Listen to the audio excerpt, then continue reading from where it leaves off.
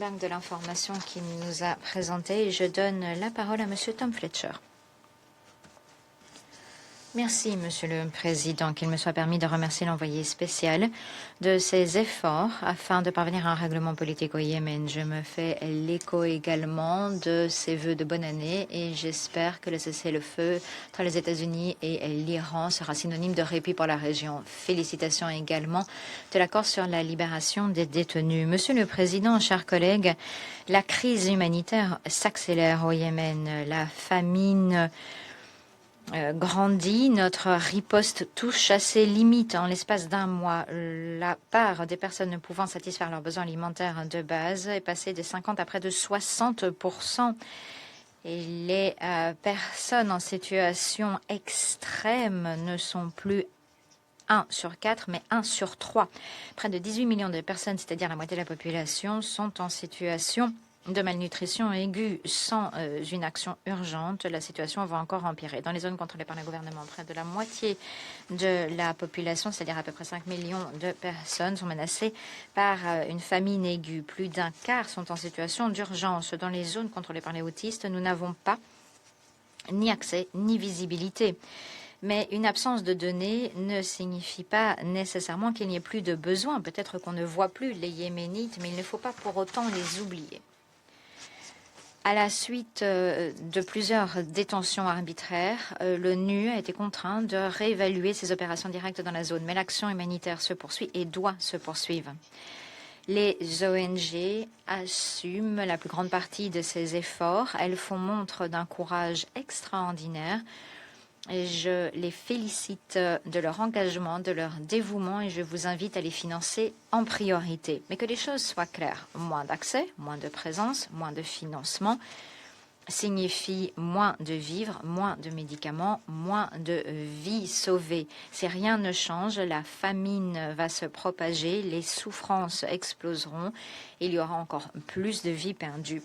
Et la crise de la famine, ce ne sont pas des assiettes vides, ce sont des vies et des avenirs qui sont volés. Plus de 2,2 millions d'enfants âgés de moins de 5 ans souffrent de malnutrition aiguë. Sans un soutien continu, ça aura des conséquences tout au long de leur vie. Et ce, en raison d'une conjugaison de facteurs mortifères, conflits, effondrement économique, hausse des prix, perte des moyens de subsistance aggravée par un système sanitaire dépassé. Et alors que les besoins augmentent, le soutien, lui, s'amenuise. Toute réduction dans le financement a un coût humain. Un repas qui ne sera pas pris, une malnutrition qui ne sera pas soignée, une communauté qui n'aura plus accès à l'assistance.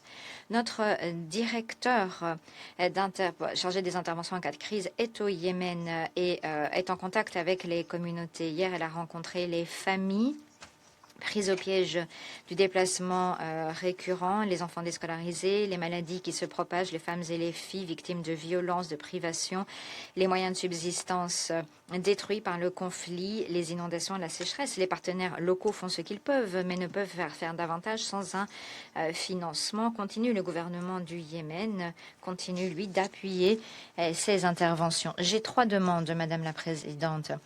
Tout d'abord, garantir la libération des collègues détenus. 73 membres du personnel des Nations Unies et bien d'autres restent détenus de façon arbitraire par les autorités de facto autistes. Ce sont des personnes qui ont fait le choix de se mettre au service d'autrui et qui maintenant sont en proie à l'incertitude et ne peuvent contacter leur famille. La détention n'est pas seulement injuste, elle sape directement notre capacité à sauver des vies. Le Conseil de sécurité et le secrétaire général l'ont dit, le conflit doit cesser immédiatement et sans condition préalable. Ma deuxième demande, financer l'intervention. L'appel humanitaire est financé à concurrence de moins de 15%, ce qui nous a contraint à réduire la voilure et à laisser des personnes de côté, alors qu'on pouvait leur venir en aide. Troisièmement, appuyer les efforts en faveur de la paix. L'action humanitaire peut tenir bon, mais à peine, elle ne pourra pas mettre un terme à cette crise. L'assistance peut garder les personnes en vie, mais à elle seule, elle ne peut pas donner aux Yéménites l'avenir qu'ils méritent. Seul un règlement politique que s'approprie le peuple yéménite et que soutient le Conseil de sécurité peut y parvenir. Merci. Je remercie Monsieur Fletcher de l'information qui nous a été présentée.